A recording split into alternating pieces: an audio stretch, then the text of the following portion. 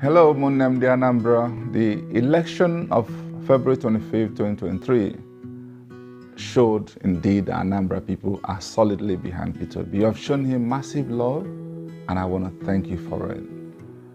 You know, having won those seats in the Senatorial and House of Reps, yes, we could have even done more, but you are awesome. God bless you all for this.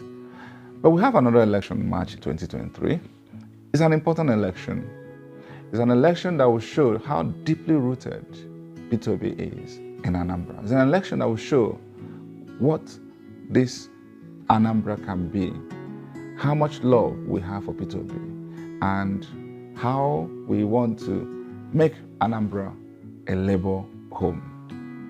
And it's on this basis I'm here to urge you and plead with you to come out in mass. There are 2.7 million voters in Anambra State.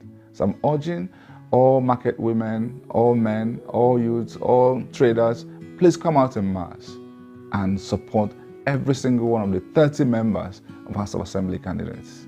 Please do this and show love for Peter Obi, show love for Labour Party, and show love for a progressive Nigeria.